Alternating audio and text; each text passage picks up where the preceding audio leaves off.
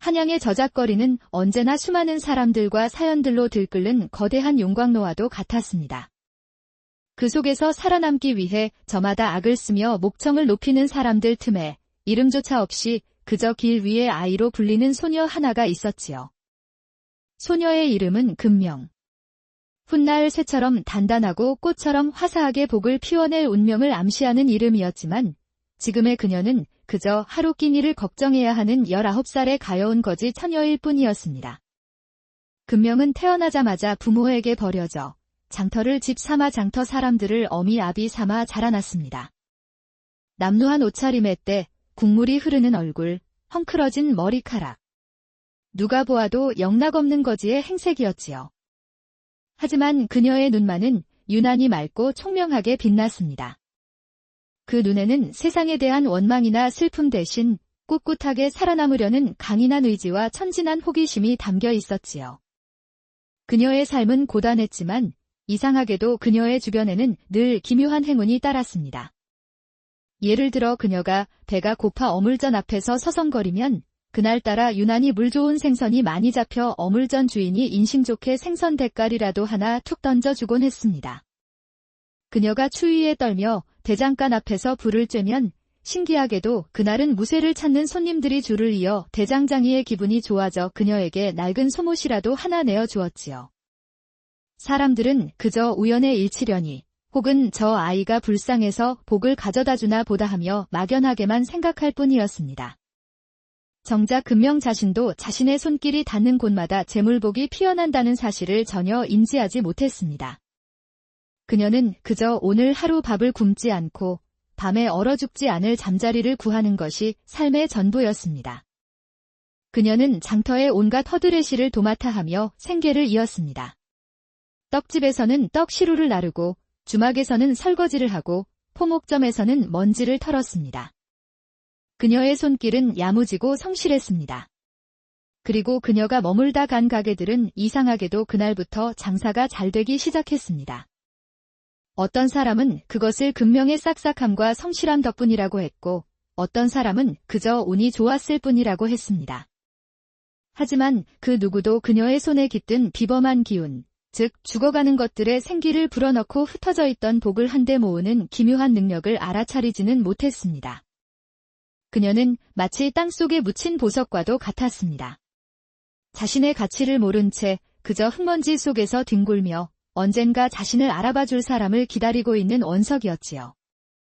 오늘도 금명은 텅 빈 배를 안고 장터의 시끄러운 소음 속을 걷고 있었습니다. 그녀의 맑은 눈은 다음에 자신이 머물, 그리고 자신의 작은 힘이나마 보탤 수 있는 곳을 찾고 있었습니다.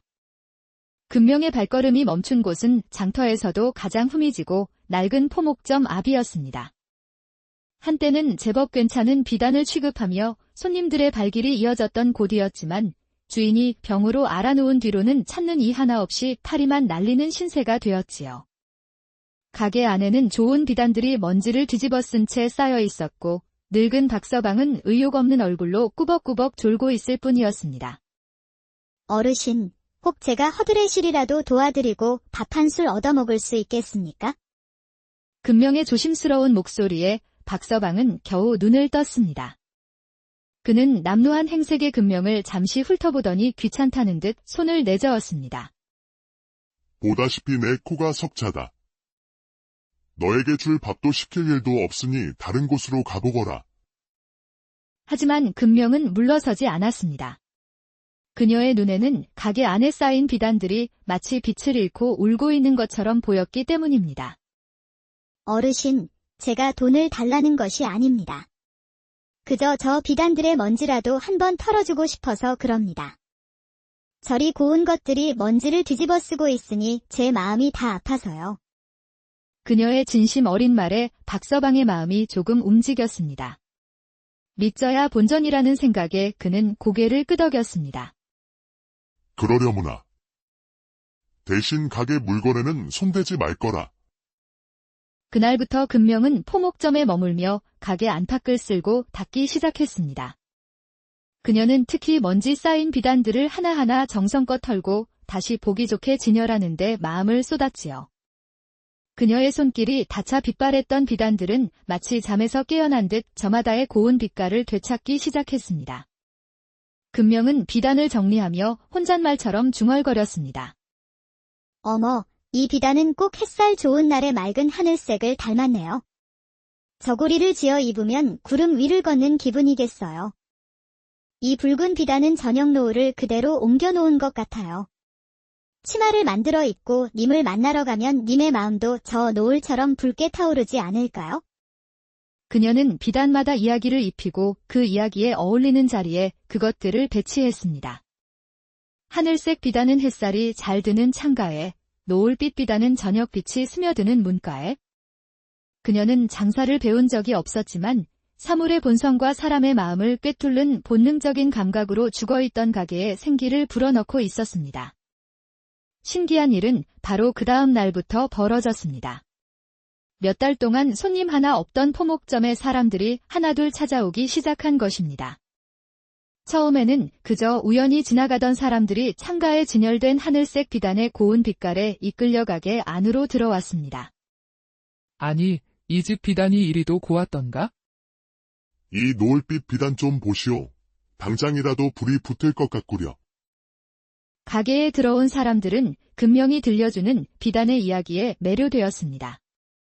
이 비단으로 옷을 지어 입으면 좋은 일이 생길 것 같구나. 사람들은 물건을 사는 것이 아니라 마치 복을 사가는 듯한 기분으로 기꺼이 지갑을 열었습니다. 소문은 꼬리에 꼬리를 물고 퍼져나갔습니다. 박서방네 포목점에 가면 이야기가 있는 특별한 비단을 살 수 있다더라. 그 가게에 다녀온 뒤로 좋은 일이 생겼다더라.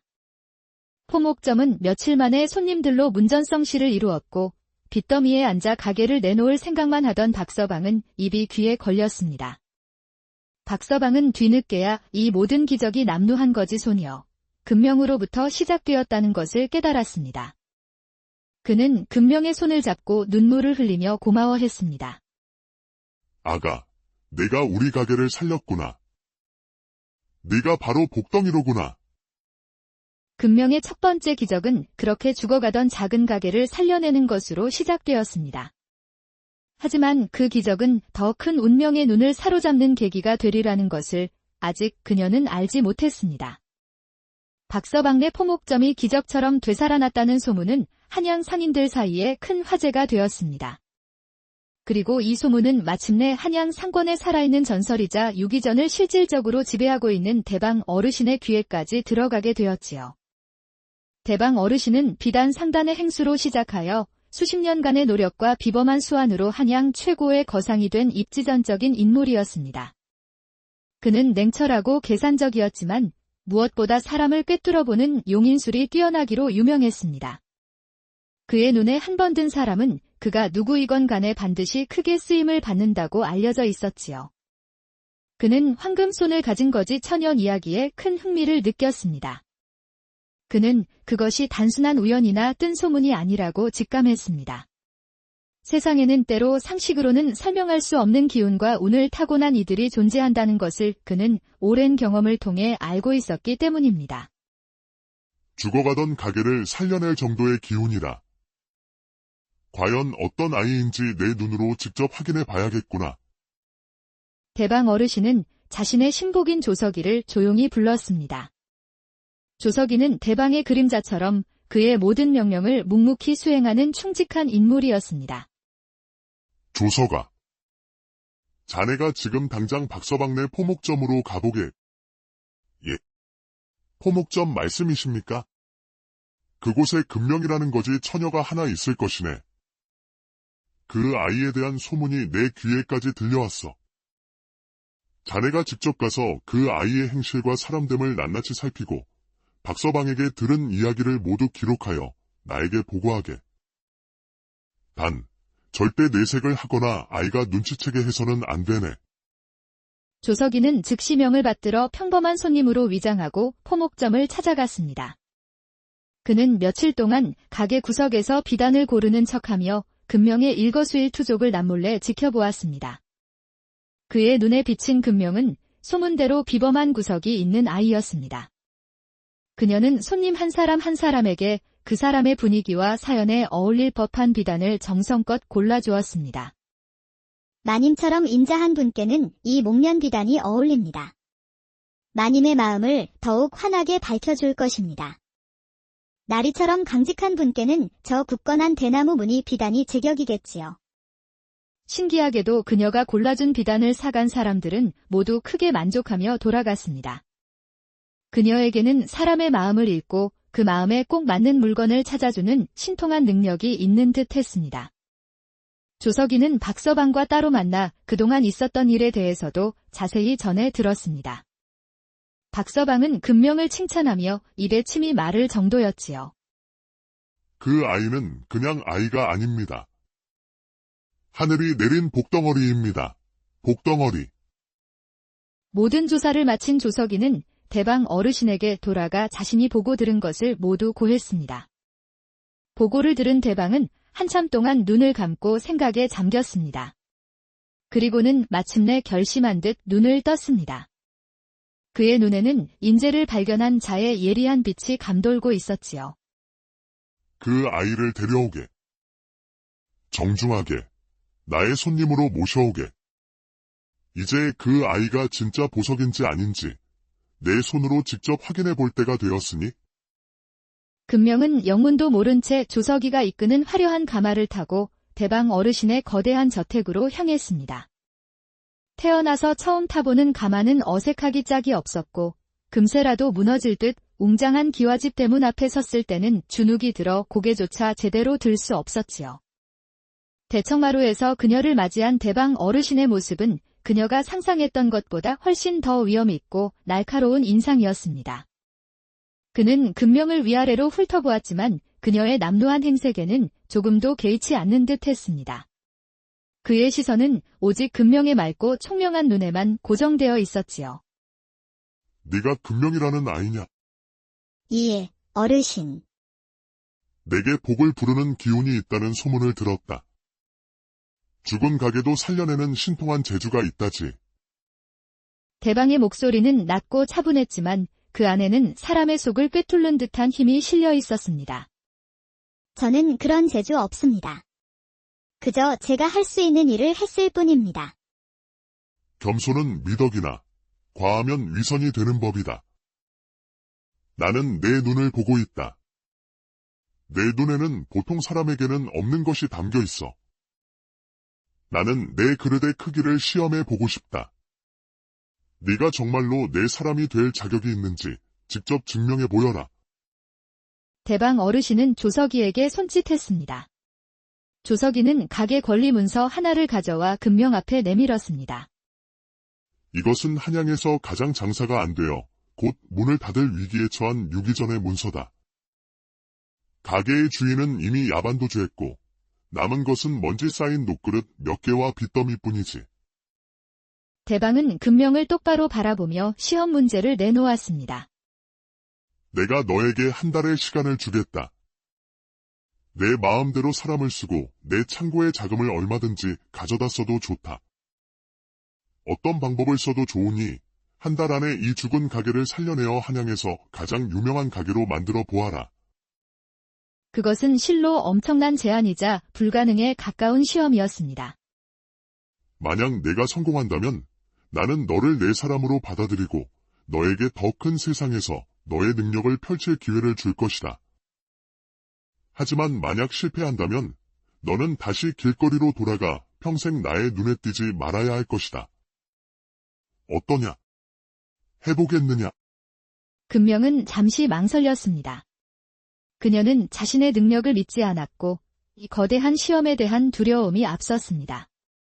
하지만 그녀의 마음속에서 무언가 뜨거운 것이 솟구쳐 올랐습니다. 그것은 평생을 길 위에서 살아온 그녀가 처음으로 마주한 자신의 가치를 증명할 수 있는 기회였습니다. 이 기회를 놓치면 평생 후회하게 될 것 같았습니다. 그녀는 결심한 듯 고개를 들어 대방의 눈을 똑바로 쳐다보았습니다. 그녀의 맑은 눈에는 더 이상 두려움이 없었고 오직 당찬 의지만이 빛나고 있었지요. 해보겠습니다. 어르신. 어르신의 명을 받들겠습니다. 그 대답에 대방의 입가에 처음으로 희미하고 만족스러운 미소가 번졌습니다. 그렇게 거짓 처녀 금명의 운명을 건 거대한 시험이 시작되었습니다. 다음 날 금명은 조석기와 함께 문제의 유기전을 찾아갔습니다. 가게의 상태는 생각보다 훨씬 더 심각했습니다. 문짝은 반쯤 떨어져 나갔고 가게 안에는 거미줄과 먼지만 가득했으며 진열된 녹그릇들은 광택을 잃고 시커멓게 변색되어 있었습니다. 누가 보아도 다시 살아날 가망이 없어 보이는 죽은 공간이었지요. 아가씨, 정말로 이 가게를 살릴 방도가 있겠습니까? 차라리 가게를 허물고 새로 짓는 것이 낫지 않겠습니까? 아닙니다. 석기님, 이 가게는 죽은 것이 아니라 잠시 잠들어 있을 뿐입니다. 우리가 할 일은 이 가게를 깨우는 것입니다. 금명의 방식은 남달랐습니다. 그녀는 대방 어르신이 내어준 자금으로 가게를 화려하게 꾸미거나 값비싼 녹그릇을 새로 들여놓지 않았습니다. 대신 그녀는 가장 먼저 가게를 깨끗하게 청소하기 시작했습니다. 그녀는 며칠 밤낮으로 가게 구석구석의 먼지를 털어내고 바닥을 반질반질하게 닦았으며 시커멓게 변색된 녹그릇들을 지프로 하나하나 정성껏 닦아 본래의 황금빛 광택을 되찾게 해주었습니다. 가게가 깨끗해지자 그녀는 녹그릇을 팔려고 애쓰지 않았습니다. 오히려 그녀는 그릇마다 특별한 이야기를 입히는 데 집중했지요. 그녀는 가게를 찾아온 손님들에게 녹그릇을 보여주며 자신만의 방식으로 설명하기 시작했습니다. 어린 딸의 손을 잡고 온 한 어머니에게는 작고 앙증맞은 밥그릇을 보여주며 말했습니다. 어머님, 그릇은 꼭 어머님의 어여쁜 따님을 닮지 않았습니까? 이 그릇에 밥을 담아 먹이면 아이가 밥도 잘 먹고 이 그릇처럼 야무지고 반듯하게 자라날 것입니다. 갓 혼인한 듯한 새색시에게는 반짝이는 유기수저 한 쌍을 건네며 속삭였습니다. 새색시, 이 수저는 금실 좋은 원앙 한 쌍과도 같습니다. 이 수저로 낭구님과 함께 밥을 드시면 두 분의 사랑이 이 노쇠처럼 변치 않고 평생토록 빛나게 될 것입니다. 대가족의 며느리로 보이는 한 부인에게는 크고 넉넉한 대접을 보여주며 이야기했습니다. 마님, 이 큰 대접은 온 가족을 품는 마님의 넉넉한 인심을 꼭 닮았네요. 이 그릇에 국을 담아내면 온 식구가 둘러앉아 정을 나누며 집안의 웃음꽃이 활짝 피어날 것입니다. 금명은 물건을 파는 것이 아니었습니다. 그녀는 사람들의 마음을 읽고 그들의 삶에 필요한 이야기와 복을 선물하고 있었습니다. 그녀의 진심 어린 이야기에 사람들은 마음의 문을 열었습니다. 그들은 더 이상 녹그릇을 단순한 물건으로 보지 않았습니다. 자신의 삶에 행복과 행운을 가져다줄 특별한 의미가 담긴 복 그릇으로 여기기 시작한 것입니다. 사람들은 물건이 아닌 복을 사간다는 기쁜 마음으로 기꺼이 그릇을 사갔습니다. 금명의 진심이 담긴 장사 방식은 사람들의 마음을 움직이는 가장 강력한 힘이었습니다. 처음에는 호기심에 가게를 찾았던 사람들은 금명의 따뜻한 이야기와 정성에 감동하여 단골 손님이 되었습니다. 그리고 그들의 입을 통해 기야기를 파는 유기전에 대한 소문이 꼬리에 꼬리를 물고 퍼져나가기 시작했지요. 글쎄, 그 유기전에 가면 내 사연에 꼭 맞는 복 그릇을 골라준다지 뭔가. 그 가게에서 그릇을 사온 뒤로 아픈 아이가 밥을 잘 먹기 시작했어. 우리 며느리도 그 집에서 원앙 수저를 사왔는데 그 뒤로 부부 금실이 어찌나 좋아졌는지 몰라. 소문은 점차 신비로운 이야기로 부풀려졌습니다. 금명은 이제 황금손을 가진 처녀로 불리기 시작했습니다. 그녀의 손길이 닿은 녹그릇에는 정말로 복을 부르는 신통한 기운이라도 깃든 것처럼 여겨졌지요. 가게는 며칠 만에 손님들로 문전성시를 이루었습니다. 사람들은 녹그릇을 사기 위해 가게 문이 열리기 전부터 길게 줄을 서서 기다렸습니다. 죽어가던 유기전은 약속했던 한 달이 채 되기도 전에 한양에서 가장 유명하고 인기 있는 가게로 완전히 탈바꿈했습니다. 조석이는 눈앞에 펼쳐지는 이 믿을 수 없는 광경을 매일같이 대방 어르신에게 보고했습니다. 그의 보고를 들은 대방은 아무 말 없이 그저 알 수 없는 미소만 지을 뿐이었습니다. 그는 이미 금명의 능력을 꿰뚫어 보고 있었던 것입니다. 금명의 능력은 단순히 운이 좋은 것이 아니었습니다. 그녀는 사물의 본성과 사람의 마음을 꿰뚫어보고 그것들을 진심으로 연결하여 새로운 가치를 만들어내는 진정한 상인의 재능을 타고난 것이었습니다. 마침내 약속한 한 달이 되는 날, 대방 어르신이 직접 유기전을 찾아왔습니다. 그는 활기가 넘치는 가게의 모습과 손님들을 웃음으로 대하는 금명의 모습을 한참 동안 지켜보았습니다. 그리고는 만족스러운 표정으로 금명을 조용히 불렀습니다. 내가 해냈구나. 모두 어르신께서 기회를 주신 덕분입니다. 아니다. 이것은 온전히 너의 능력이다. 너는 시험에 통과했다. 이제 너는 더 이상 길 위의 아이가 아니다. 나의 사람이며 나의 상단이 나아갈 새로운 길을 열어줄 사람이다. 나를 따라오너라. 이제 너에게 더 큰 세상을 보여주겠다. 대방의 눈은 미래를 보고 있었습니다. 그는 금명이라는 원석을 다듬어 한양 상권, 나아가 조선 전체의 상도를 뒤바꿀 거대한 보석으로 만들 작정이었습니다. 거지 처녀 금명은 마침내 자신의 가치를 증명하고 더 넓은 세상으로 나아갈 첫 번째 관문을 통과한 것입니다. 금명이 대방 어르신의 밑에서 상인으로서의 재능을 키워나가고 있을 무렵, 한양에는 또 다른 젊은 인재 하나가 주목을 받고 있었습니다. 그의 이름은 강민겸, 갓 과거에 급제하여 관직에 오른 젊고 패기 넘치는 선비였지요. 그는 부유한 가문 출신이었지만 조금도 오만하지 않았고 불의를 보면 참지 못하는 대쪽 같은 성품을 지녔습니다. 그는 오직 책에서 배운 성현의 가르침과 나라의 법도만이 세상을 바로잡을 수 있는 유일한 길이라고 굳게 믿는 이상주의자였습니다. 그런 그의 첫 임지가 바로 한양에서 가장 말이 많고 탈 많은 용산 나루터의 상권을 감독하는 일이었습니다. 용산 나루터는 전국의 물산이 모여드는 중요한 상업 중심지였지만 오랫동안 부패와 무질서의 온상이 되어 왔습니다. 힘센 왈패들이 상인들에게 자릿세를 뜯어내고 악덕 상인들이 저울을 속여 폭리를 취하는 일이 비일비재했지요. 강민겸은 이 부패한 상권을 바로잡으라는 어명을 받고 큰 사명감에 불타올랐습니다. 그는 부임하자마자 곧장 개혁에 착수했습니다.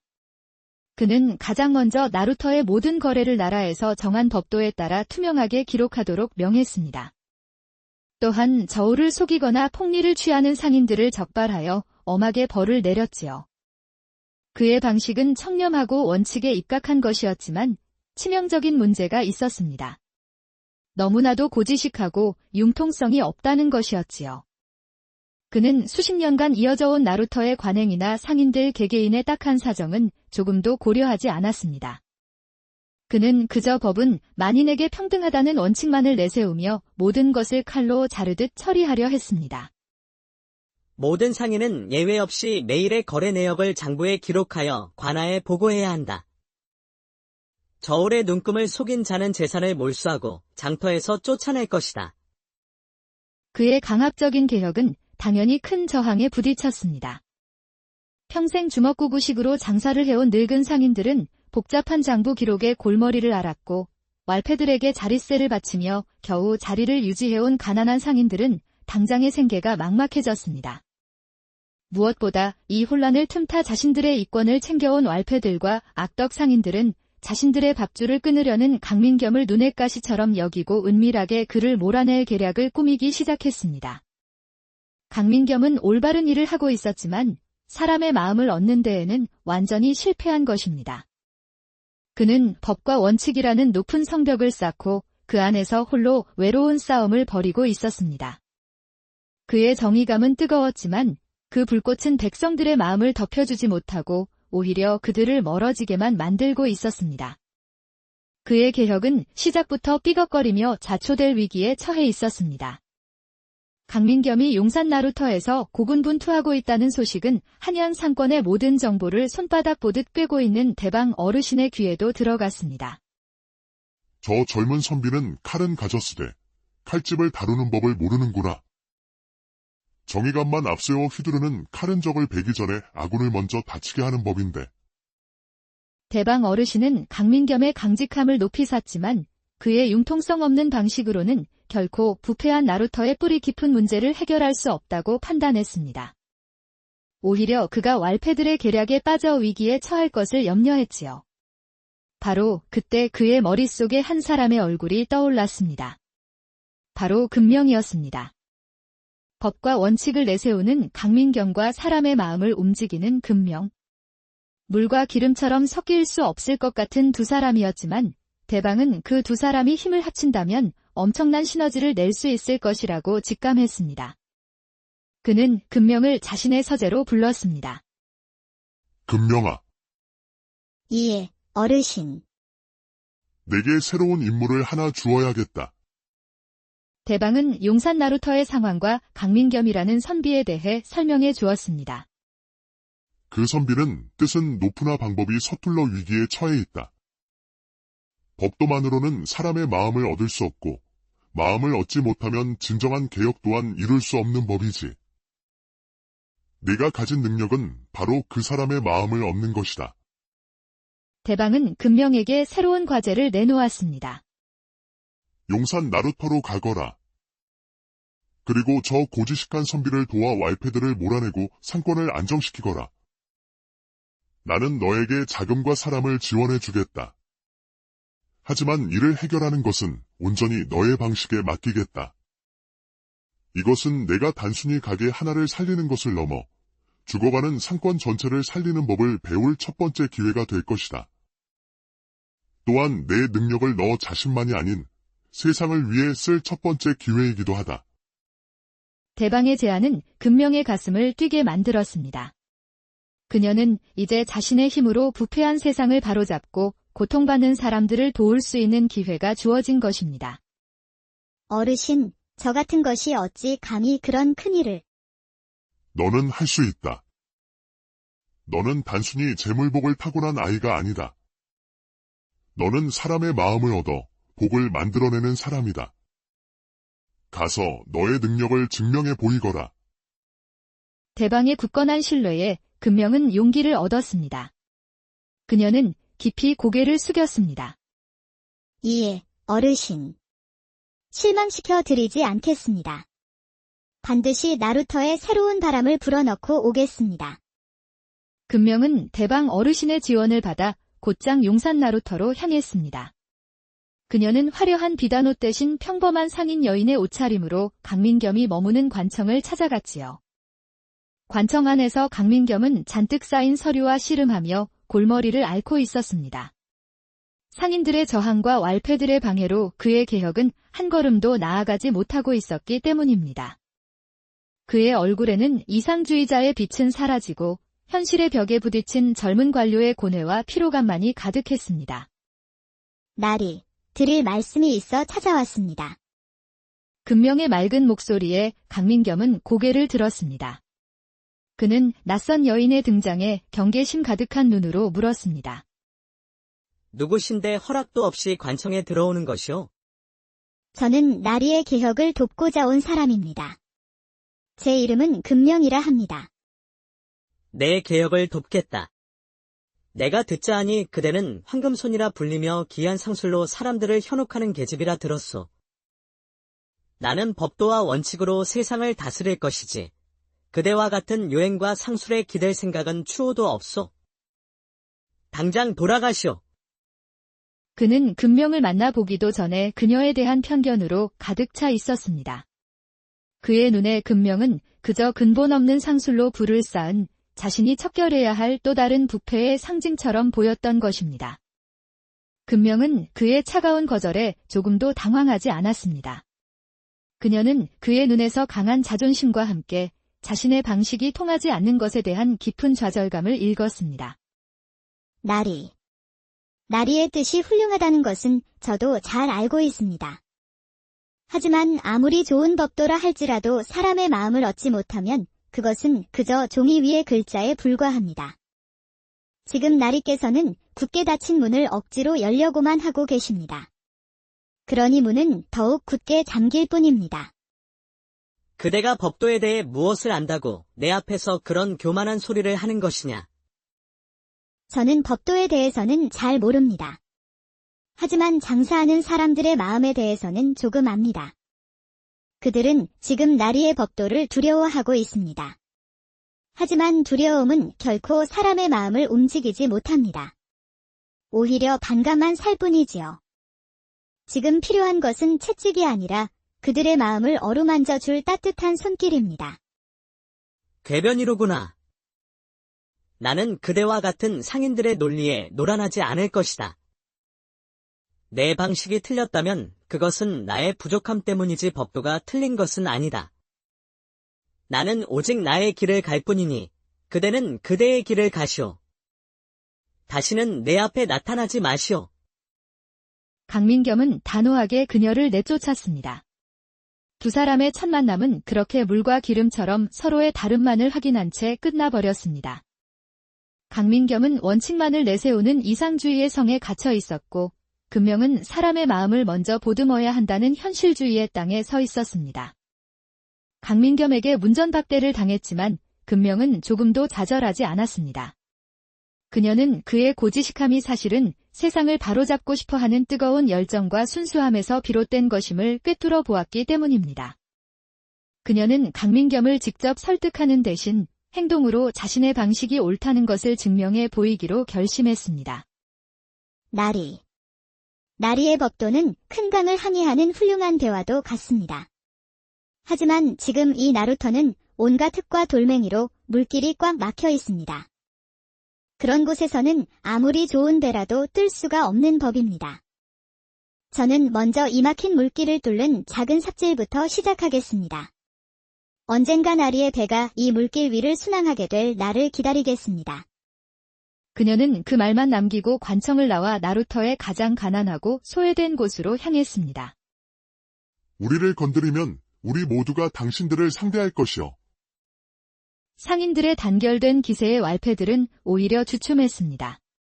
수십 명의 왈패들도 수백 명의 성난 상인들을 당해낼 수는 없었던 것입니다. 왈패들은 결국 아무런 소득도 얻지 못하고 꼬리를 내린 채 돌아갈 수밖에 없었습니다. 수입원이 끊기고 힘으로도 상인들을 굴복시킬 수 없게 되자 왈패 조직은 내부에서부터 무너지기 시작했습니다. 돈이 없으니 부하들은 흩어졌고 남은 이들은 서로를 탓하며 싸우기 시작했지요. 왈패 두목은 마지막 발악으로 이 모든 일의 원흉인 금명을 해치기로 결심했습니다. 그는 밤이 되기를 기다려 몰래 금명의 뒤를 쫓았습니다. 저 계집만 없애버리면 모든 것이 제자리로 돌아올 것이다. 그는 어두운 골목에서 혼자 길을 걷던 금명을 덮치려 했습니다. 그가 칼을 빼들고 금명에게 달려드는 순간이었습니다. 멈추어라. 어디선가 바람처럼 나타난 사내가 그의 앞을 가로막았습니다. 바로 강민겸이었습니다. 강민겸은 파직될 위기에 처한 채 자신의 관청에 칩거하고 있었습니다. 하지만 그의 귀에도 용산 나루터에서 벌어지는 놀라운 변화에 대한 소식은 매일같이 들려왔지요. 그는 금명이 자신을 위해 그리고 나루터의 정의를 위해 목숨을 걸고 싸우고 있다는 것을 알게 되었습니다. 그는 깊은 충격과 함께 부끄러움을 느꼈습니다. 자신은 법과 원칙이라는 허울 뒤에 숨어 현실의 문제 앞에서 좌절하고 있었는데 저 천한 계집이라 무시했던 금명은 직접 흙탕물에 뛰어들어 사람들의 마음을 움직여 세상을 바꾸고 있었습니다. 내가 틀렸었다. 진정한 법이란 차가운 조문 속에 있는 것이 아니라 사람들의 뜨거운 마음 속에 살아 숨 쉬는 것이었구나. 강민겸은 마침내 자신의 오만과 어리석음을 깨달았습니다. 그는 금명을 통해 사람의 마음을 얻는 것이 진정한 법치의 시작이라는 큰 가르침을 얻은 것입니다. 그는 더 이상 방관자로 남아있을 수 없었습니다. 그는 이제 관리가 아닌 한 사내로서 그녀를 돕고 그녀를 지켜주기로 결심했습니다. 그는 밤마다 남몰래 시장 주변을 순찰하며 혹시 모를 왈패들의 습격에 대비했습니다. 그리고 마침내 왈패 두목이 금명을 해치려는 결정적인 순간에 나타나 그녀를 구해낸 것입니다. 강민겸은 비록 선비였지만 꾸준히 무예를 연마해온 실력자였습니다. 그는 날렵한 몸놀림으로 왈패 두목의 칼을 피하고 단숨에 그를 제압했습니다. 이놈! 감히 무고한 사람을 해하려 하다니! 내 죄를 내가 알렸다. 나리. 금명은 자신을 구해준 사람이 강민겸이라는 사실에 놀라움을 금치 못했습니다. 모든 상황이 정리된 후 두 사람은 어두운 골목에서 말없이 마주 섰습니다. 먼저 입을 연 것은 강민겸이었습니다. 그는 금명 앞에 깊이 고개를 숙였습니다. 미안하오. 내가 어리석었소. 그대의 깊은 뜻을 헤아리지 못하고 그대를 무시하고 경멸했던 나의 오만을 부디 용서해 주시오. 그것은 강직한 그가 난생 처음으로 누군가에게 하는 진심 어린 사과였습니다. 금명은 그의 사과에 따뜻한 미소로 화답했습니다. 아닙니다. 나리께서 지키고자 했던 그 고든 마음을 저는 존경하고 있었습니다. 이제 함께 싸워주십시오. 함께 말이오. 이 나리의 법도와 저의 마음이 힘을 합친다면 우리는 분명 더 좋은 세상을 만들 수 있을 것입니다. 그 순간 두 사람은 처음으로 서로의 진심을 확인하게 되었습니다. 원칙을 중시하는 이상주의자 선비와 사람의 마음을 움직이는 현실주의자 상인. 너무나도 달랐던 두 사람은 마침내 서로의 부족한 점을 채워주는 최고의 동반자가 될 수 있음을 깨달았습니다. 그들의 손은 아직 잡지 않았지만 마음은 이미 단단하게 이어져 있었습니다. 강민겸의 도움으로 왈패 두목은 현장에서 체포되어 관아로 압송되었습니다. 그의 죄는 명백했고 그를 비호해주던 세력도 이미 힘을 잃은 뒤였습니다. 그는 결국 먼 곳으로 귀향을 가게 되었고 용산 나루터를 수십 년간 지배해온 악의 축은 마침내 무너지게 되었습니다. 이 사건은 강민겸의 누명을 벗기는 결정적인 계기가 되었습니다. 왈패 두목을 신문하는 과정에서 그가 강민겸에게 누명을 씌우기 위해 거짓 증언과 조작된 장부를 만들었다는 사실이 모두 밝혀졌기 때문입니다. 진실이 드러나자 강민겸은 모든 혐의를 벗고 즉시 복직되었습니다. 오히려 그는 부패 세력에 굴하지 않고 나루터의 질서를 바로잡은 공로를 인정받아 임금으로부터 큰 칭찬과 함께 더 높은 관직을 제수받게 되었지요. 용산 나루터에는 마침내 진정한 평화가 찾아왔습니다. 왈패들이 사라진 시장은 금명의 뜻대로 공정하고 활기 넘치는 상업의 중심지로 자리 잡았습니다. 상인들은 더 이상 누구의 눈치도 보지 않고 정직한 땀으로 장사를 하며 서로 돕고 살아가는 공동체를 만들어 나갔습니다. 강민겸은 이제 더 이상 고지식한 원칙주의자가 아니었습니다. 그는 금명과 함께 상인들의 목소리에 귀를 기울이며 현실에 맞는 합리적인 법과 제도를 만들어 나갔습니다. 그의 차가운 법도는 금명의 따뜻한 마음을 만나 비로소 사람을 살리는 활인법으로 거듭나게 된 것입니다. 나루터 사람들은 모두 이 기적과도 같은 변화를 이끌어낸 두 젊은 남녀를 존경하고 따랐습니다. 금명은 복을 부르는 처녀로, 강민겸은 백성을 위하는 청백리로 두 사람의 이야기는 장안의 미담으로 널리 퍼져나갔습니다. 모든 것이 제자리를 찾은 어느 날, 금명과 강민겸은 평화로워진 나루터의 언덕에 나란히 서서 활기차게 돌아가는 시장의 모습을 내려다보았습니다. 보시오. 금낭자. 우리가 함께 이것을 이루었소. 아닙니다. 나리. 이것은 우리가 아니라 희망을 잃지 않았던 나루터 사람들 모두가 함께 이룬 것입니다. 두 사람은 말없이 서로를 바라보았습니다. 그들의 눈에는 함께 역경을 이겨낸 동지애와 서로를 향한 깊은 존경, 그리고 그 이상의 따뜻한 연정이 담겨 있었습니다. 용산 나루터의 문제가 성공적으로 해결되었다는 소식은 대방 어르신에게도 보고되었습니다. 그의 예측대로 금명은 자신의 기대를 훨씬 뛰어넘는 놀라운 결과를 만들어냈습니다. 대방 어르신은 금명과 강민겸을 함께 자신의 저택으로 초대했습니다. 그는 두 젊은이의 손을 맞잡고 진심 어린 칭찬을 아끼지 않았습니다. 장하구나, 실로 장해. 너희 두 사람이 함께 이룬 일은 단순히 나루터 하나를 구한 것이 아니다. 썩어빠진 상도의 경종을 울리고 진정한 정의가 무엇인지를 세상에 보여준 쾌거다. 그는 강민겸을 향해 말했습니다. 젊은 선비, 나는 처음에 그대의 강직함이 부러질까 염려했으나 이제 보니 그대는 부러지는 칼이 아니라 스스로를 담금질하여 더욱 단단해지는 명검이었구려. 앞으로 이 나라를 이끌 훌륭한 동량이 될 것이요. 그리고는 금명을 향해 돌아섰습니다. 그의 눈에는 아버지와도 같은 따뜻하고 자랑스러운 미소가 가득했습니다. 금명아, 나는 처음에 내가 단순히 재물복을 타고난 아이라고만 생각했다. 하지만 이제 보니 나의 생각이 짧았구나. 대방은 금명의 어깨를 잡고 힘주어 말했습니다. 너는 단순히 복을 타고난 것이 아니다. 너는 사람의 마음을 얻어 복을 만들어내는 사람이다. 죽은 것의 생명을 불어넣고 흩어진 마음을 하나로 묶어 무에서 유를 창조하는 힘, 그것이야말로 이 세상의 그 어떤 황금보다도 더 귀한 진정한 상도의 핵심이다. 너는 그것을 내 스스로의 힘으로 깨우쳤다. 대방 어르신은 자신의 모든 권한이 담긴 인장을 가져와 금명에게 건네주었습니다. 오늘부로 너는 더 이상 내 밑에서 배우는 아이가 아니다. 나의 동업자이자 나의 모든 것을 물려받을 이 대방상단의 정식 후계자다. 그것은 한양 상권 전체를 뒤흔들 만한 파격적인 선언이었습니다. 거지 처녀였던 금명이 하루아침에 한양 최고의 상단을 이끌어 갈 주인이 된 것입니다. 이 상단을 이끌고 내가 꿈꾸는 세상을 만들어 보아라. 부당한 이익을 탐하지 않고 정직한 땀이 대접받으며 모두가 함께 잘 사는 그런 세상을 말이다. 금명의 눈에서 뜨거운 눈물이 흘러내렸습니다. 자신을 믿어주고 자신의 가치를 알아봐준 대방 어르신의 은혜에 그녀는 깊은 감사를 느꼈습니다.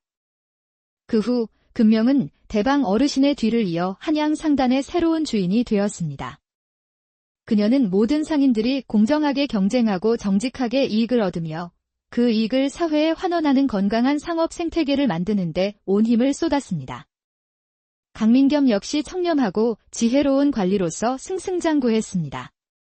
그는 금명의 든든한 동반자가 되어 법과 제도를 통해 백성들의 삶을 편안하게 만드는 데 헌신했습니다. 두 사람은 각자의 자리에서 하지만 같은 목표를 향해 함께 나아갔습니다. 시간이 흘러 두 사람의 마음은 자연스럽게 깊은 사랑으로 발전했습니다. 마침내 두 사람은 대방 어르신과 수많은 사람들의 축복 속에서 성대한 혼례를 올렸습니다. 어느 맑은 날, 금명과 강민겸은 처음 만났던 용산 나루터의 언덕에 나란히 섰습니다. 나루터는 이전과 비교할 수 없을 만큼 활기차고 평화로웠습니다. 부인, 가끔 생각해보. 만약 우리가 처음 만났을 때 서로를 이해하지 못하고 그대로 등을 돌렸다면 지금의 우리는 어찌 되었을지. 금명은 남편을 보며 맑고 아름다운 미소를 지었습니다. 글쎄요. 아마도 저는 여전히 죽은 가게를 살리는 작은 재주로나 만족하고 나리께서는 홀로 외로운 싸움을 계속하고 계셨겠지요. 하지만 하늘은 우리가 서로의 부족함을 채워 더 큰 복을 함께 만들어가길 바라셨나 봅니다. 그녀는 자신의 손을 내려다보았습니다. 한때는 그저 밥을 얻기 위해 허드레시를 하던 작고 초라한 손이었습니다. 하지만 이제 그 손은 한 사람의 마음을 얻고 상권을 살리고 나아가 자신의 운명까지 개척해낸 세상에서 가장 귀하고 복된 손이 되어 있었습니다. 거지 처녀였던 금명. 그녀는 자신의 비범한 능력과 따뜻한 마음으로 세상의 복을 만들어냈고 마침내 자신의 인생에서 가장 큰 복덩어리인 사랑까지 얻게 된 것입니다. 두 사람은 서로를 마주보며 행복하게 웃었습니다. 그들의 사랑과 지혜가 함께하는 한, 그들이 만들어 한양의 저작거리는 언제나 수많은 사람들과 사연들로 들끓는 거대한 용광로와도 같았습니다. 그 속에서 살아남기 위해 저마다 악을 쓰며 목청을 높이는 사람들 틈에 이름조차 없이 그저 길 위의 아이로 불리는 소녀 하나가 있었지요. 소녀의 이름은 금명. 훗날 쇠처럼 단단하고 꽃처럼 화사하게 복을 피워낼 운명을 암시하는 이름이었지만 지금의 그녀는 그저 하루 끼니를 걱정해야 하는 19살의 가여운 거지 처녀일 뿐이었습니다. 금명은 태어나자마자 부모에게 버려져 장터를 집 삼아 장터 사람들을 어미 아비 삼아 자라났습니다. 남루한 옷차림의 때 국물이 흐르는 얼굴, 헝클어진 머리카락. 누가 보아도 영락없는 거지의 행색이었지요. 하지만 그녀의 눈만은 유난히 맑고 총명하게 빛났습니다. 그 눈에는 세상에 대한 원망이나 슬픔 대신 꿋꿋하게 살아남으려는 강인한 의지와 천진한 호기심이 담겨 있었지요. 그녀의 삶은 고단했지만 이상하게도 그녀의 주변에는 늘 기묘한 행운이 따랐습니다. 예를 들어 그녀가 배가 고파 어물전 앞에서 서성거리면 그날따라 유난히 물 좋은 생선이 많이 잡혀 어물전 주인이 인심 좋게 생선 대가리라도 하나 툭 던져주곤 했습니다. 그녀가 추위에 떨며 대장간 앞에서 불을 쬐면 신기하게도 그날은 무쇠를 찾는 손님들이 줄을 이어 대장장이의 기분이 좋아져 그녀에게 낡은 소못이라도 하나 내어주었지요. 사람들은 그저 우연의 일치려니 혹은 저 아이가 불쌍해서 복을 가져다주나 보다 하며 막연하게만 생각할 뿐이었습니다. 정작 금명 자신도 자신의 손길이 닿는 곳마다 재물복이 피어난다는 사실을 전혀 인지하지 못했습니다. 그녀는 그저 오늘 하루 밥을 굶지 않고 밤에 얼어 죽지 않을 잠자리를 구하는 것이 삶의 전부였습니다. 그녀는 장터의 온갖 허드레시를 도맡아 하며 생계를 이었습니다. 떡집에서는 떡 시루를 나르고 주막에서는 설거지를 하고 포목점에서는 먼지를 털었습니다. 그녀의 손길은 야무지고 성실했습니다. 그리고 그녀가 머물다 간 가게들은 이상하게도 그날부터 장사가 잘 되기 시작했습니다. 어떤 사람은 그것을 금명의 싹싹함과 성실함 덕분이라고 했고 어떤 사람은 그저 운이 좋았을 뿐이라고 했습니다. 하지만 그 누구도 그녀의 손에 깃든 비범한 기운, 즉 죽어가는 것들의 생기를 불어넣고 흩어져 있던 복을 한데 모으는 기묘한 능력을 알아차리지는 못했습니다. 그녀는 마치 땅속에 묻힌 보석과도 같았습니다. 자신의 가치를 모른 채 그저 흙먼지 속에서 뒹굴며 언젠가 자신을 알아봐 줄 사람을 기다리고 있는 원석이었지요. 오늘도 금명은 텅 빈 배를 안고 장터의 시끄러운 소음 속을 걷고 있었습니다. 그녀의 맑은 눈은 다음에 자신이 머물, 그리고 자신의 작은 힘이나마 보탤 수 있는 곳을 찾고 있었습니다. 금명의 발걸음이 멈춘 곳은 장터에서도 가장 흠이지고 낡은 포목점 앞이었습니다. 한때는 제법 괜찮은 비단을 취급하며 손님들의 발길이 이어졌던 곳이었지만 주인이 병으로 알아놓은 뒤로는 찾는 이 하나 없이 파리만 날리는 신세가 되었지요. 가게 안에는 좋은 비단들이 먼지를 뒤집어 쓴 채 쌓여 있었고 늙은 박서방은 의욕 없는 얼굴로 꾸벅꾸벅 졸고 있을 뿐이었습니다. 어르신, 혹 제가 허드레실이라도 도와드리고 밥 한 술 얻어먹을 수 있겠습니까? 금명의 조심스러운 목소리에 박서방은 겨우 눈을 떴습니다. 그는 남루한 행색의 금명을 잠시 훑어보더니 귀찮다는 듯 손을 내저었습니다. 보다시피 내 코가 석자다. 너에게 줄 밥도 시킬 일도 없으니 다른 곳으로 가보거라. 하지만 금명은 물러서지 않았습니다. 그녀의 눈에는 가게 안에 쌓인 비단들이 마치 빛을 잃고 울고 있는 것처럼 보였기 때문입니다. 어르신, 제가 돈을 달라는 것이 아닙니다. 그저 저 비단들의 먼지라도 한번 털어주고 싶어서 그럽니다. 저리 고운 것들이 먼지를 뒤집어 쓰고 있으니 제 마음이 다 아파서요. 그녀의 진심 어린 말에 박서방의 마음이 조금 움직였습니다. 믿져야 본전이라는 생각에 그는 고개를 끄덕였습니다. 그러려무나. 대신 가게 물건에는 손대지 말거라. 그날부터 금명은 포목점에 머물며 가게 안팎을 쓸고 닦기 시작했습니다. 그녀는 특히 먼지 쌓인 비단들을 하나하나 정성껏 털고 다시 보기 좋게 진열하는 데 마음을 쏟았지요. 그녀의 손길이 닿아 빛발했던 비단들은 마치 잠에서 깨어난 듯 저마다의 고운 빛깔을 되찾기 시작했습니다. 금명은 비단을 정리하며 혼잣말처럼 중얼거렸습니다. 어머, 이 비단은 꼭 햇살 좋은 날의 맑은 하늘색을 닮았네요. 저고리를 지어 입으면 구름 위를 걷는 기분이겠어요. 이 붉은 비단은 저녁 노을을 그대로 옮겨놓은 것 같아요. 치마를 만들어 입고 님을 만나러 가면 님의 마음도 저 노을처럼 붉게 타오르지 않을까요? 그녀는 비단마다 이야기를 입히고 그 이야기에 어울리는 자리에 그것들을 배치했습니다. 하늘색 비단은 햇살이 잘 드는 창가에, 노을빛 비단은 저녁빛이 스며드는 문가에.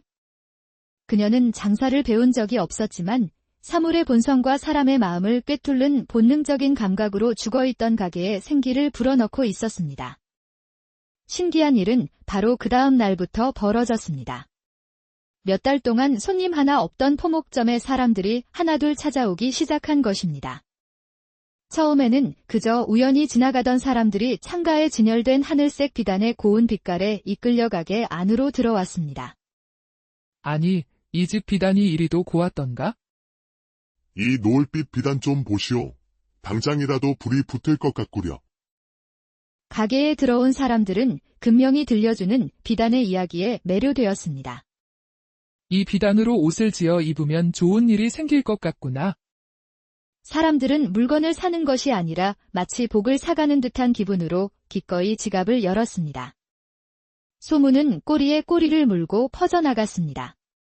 박서방네 포목점에 가면 이야기가 있는 특별한 비단을 살 수 있다더라. 그 가게에 다녀온 뒤로 좋은 일이 생겼다더라. 포목점은 며칠 만에 손님들로 문전성시를 이루었고 빚더미에 앉아 가게를 내놓을 생각만 하던 박서방은 입이 귀에 걸렸습니다. 박서방은 뒤늦게야 이 모든 기적이 남루한 거지 소녀. 금명으로부터 시작되었다는 것을 깨달았습니다.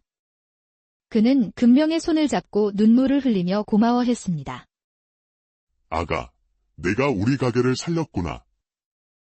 네가 바로 복덩이로구나. 금명의 첫 번째 기적은 그렇게 죽어가던 작은 가게를 살려내는 것으로 시작되었습니다. 하지만 그 기적은 더 큰 운명의 눈을 사로잡는 계기가 되리라는 것을 아직 그녀는 알지 못했습니다. 박서방네 포목점이 기적처럼 되살아났다는 소문은 한양 상인들 사이에 큰 화제가 되었습니다. 그리고 이 소문은 마침내 한양 상권에 살아있는 전설이자 유기전을 실질적으로 지배하고 있는 대방 어르신의 귀에까지 들어가게 되었지요.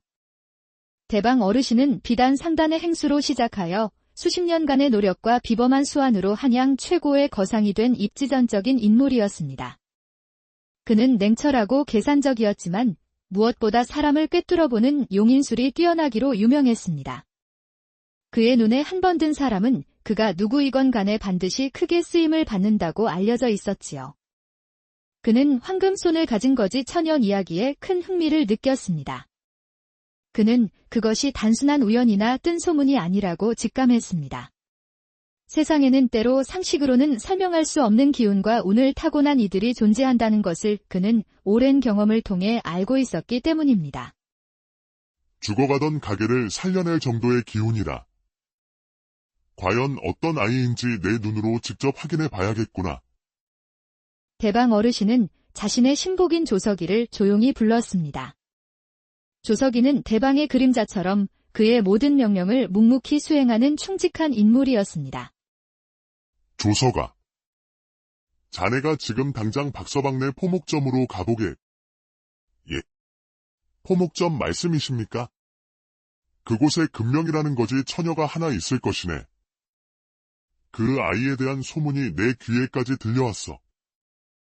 자네가 직접 가서 그 아이의 행실과 사람됨을 낱낱이 살피고 박서방에게 들은 이야기를 모두 기록하여 나에게 보고하게.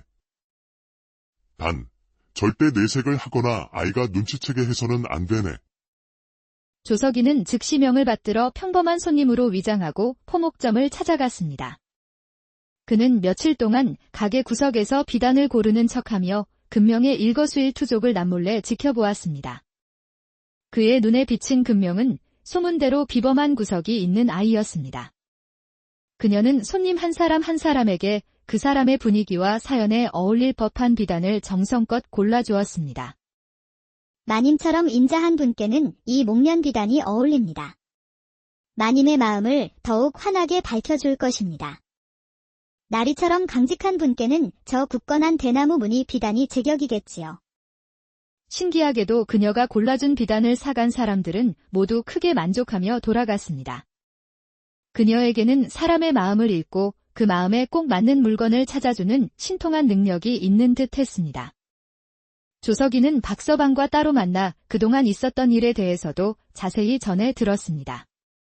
박서방은 금명을 칭찬하며 입에 침이 마를 정도였지요. 그 아이는 그냥 아이가 아닙니다. 하늘이 내린 복덩어리입니다. 복덩어리. 모든 조사를 마친 조석이는 대방 어르신에게 돌아가 자신이 보고 들은 것을 모두 고했습니다. 보고를 들은 대방은 한참 동안 눈을 감고 생각에 잠겼습니다. 그리고는 마침내 결심한 듯 눈을 떴습니다. 그의 눈에는 인재를 발견한 자의 예리한 빛이 감돌고 있었지요. 그 아이를 데려오게. 정중하게. 나의 손님으로 모셔오게. 이제 그 아이가 진짜 보석인지 아닌지 내 손으로 직접 확인해 볼 때가 되었으니 금명은 영문도 모른 채 조석이가 이끄는 화려한 가마를 타고 대방 어르신의 거대한 저택으로 향했습니다. 태어나서 처음 타보는 가마는 어색하기 짝이 없었고 금세라도 무너질 듯 웅장한 기와집 대문 앞에 섰을 때는 주눅이 들어 고개조차 제대로 들 수 없었지요. 대청마루에서 그녀를 맞이한 대방 어르신의 모습은 그녀가 상상했던 것보다 훨씬 더 위엄있고 날카로운 인상이었습니다. 그는 금명을 위아래로 훑어보았지만 그녀의 남루한 행색에는 조금도 개의치 않는 듯 했습니다. 그의 시선은 오직 금명의 맑고 총명한 눈에만 고정되어 있었지요. 네가 금명이라는 아이냐? 예, 어르신. 내게 복을 부르는 기운이 있다는 소문을 들었다. 죽은 가게도 살려내는 신통한 재주가 있다지. 대방의 목소리는 낮고 차분했지만 그 안에는 사람의 속을 꿰뚫는 듯한 힘이 실려 있었습니다. 저는 그런 재주 없습니다. 그저 제가 할 수 있는 일을 했을 뿐입니다. 겸손은 미덕이나 과하면 위선이 되는 법이다. 나는 내 눈을 보고 있다. 내 눈에는 보통 사람에게는 없는 것이 담겨 있어. 나는 내 그릇의 크기를 시험해 보고 싶다. 네가 정말로 내 사람이 될 자격이 있는지 직접 증명해 보여라. 대방 어르신은 조석이에게 손짓했습니다. 조석이는 가게 권리 문서 하나를 가져와 금명 앞에 내밀었습니다. 이것은 한양에서 가장 장사가 안 되어 곧 문을 닫을 위기에 처한 유기전의 문서다. 가게의 주인은 이미 야반도주했고 남은 것은 먼지 쌓인 녹그릇 몇 개와 빚더미뿐이지. 대방은 금명을 똑바로 바라보며 시험 문제를 내놓았습니다. 내가 너에게 한 달의 시간을 주겠다. 내 마음대로 사람을 쓰고 내 창고의 자금을 얼마든지 가져다 써도 좋다. 어떤 방법을 써도 좋으니 한 달 안에 이 죽은 가게를 살려내어 한양에서 가장 유명한 가게로 만들어 보아라. 그것은 실로 엄청난 제안이자 불가능에 가까운 시험이었습니다. 만약 내가 성공한다면 나는 너를 내 사람으로 받아들이고 너에게 더 큰 세상에서 너의 능력을 펼칠 기회를 줄 것이다. 하지만 만약 실패한다면 너는 다시 길거리로 돌아가 평생 나의 눈에 띄지 말아야 할 것이다. 어떠냐? 해보겠느냐? 금명은 잠시 망설였습니다. 그녀는 자신의 능력을 믿지 않았고 이 거대한 시험에 대한 두려움이 앞섰습니다. 하지만 그녀의 마음속에서 무언가 뜨거운 것이 솟구쳐 올랐습니다. 그것은 평생을 길 위에서 살아온 그녀가 처음으로 마주한 자신의 가치를 증명할 수 있는 기회였습니다. 이 기회를 놓치면 평생 후회하게 될 것 같았습니다. 그녀는 결심한 듯 고개를 들어 대방의 눈을 똑바로 쳐다보았습니다. 그녀의 맑은 눈에는 더 이상 두려움이 없었고 오직 당찬 의지만이 빛나고 있었지요. 해보겠습니다. 어르신. 어르신의 명을 받들겠습니다. 그 대답에 대방의 입가에 처음으로 희미하고 만족스러운 미소가 번졌습니다. 그렇게 거짓 처녀 금명의 운명을 건 거대한 시험이 시작되었습니다. 다음 날 금명은 조석기와 함께 문제의 유기전을 찾아갔습니다. 가게의 상태는 생각보다 훨씬 더 심각했습니다. 문짝은 반쯤 떨어져 나갔고 가게 안에는 거미줄과 먼지만 가득했으며 진열된 녹그릇들은 광택을 잃고 시커멓게 변색되어 있었습니다. 누가 보아도 다시 살아날 가망이 없어 보이는 죽은 공간이었지요. 아가씨, 정말로 이 가게를 살릴 방도가 있겠습니까? 차라리 가게를 허물고 새로 짓는 것이 낫지 않겠습니까? 아닙니다. 석기님, 이 가게는 죽은 것이 아니라 잠시 잠들어 있을 뿐입니다. 우리가 할 일은 이 가게를 깨우는 것입니다. 금명의 방식은 남달랐습니다. 그녀는 대방 어르신이 내어준 자금으로 가게를 화려하게 꾸미거나 값비싼 녹그릇을 새로 들여놓지 않았습니다. 대신 그녀는 가장 먼저 가게를 깨끗하게 청소하기 시작했습니다. 그녀는 며칠 밤낮으로 가게 구석구석의 먼지를 털어내고 바닥을 반질반질하게 닦았으며 시커멓게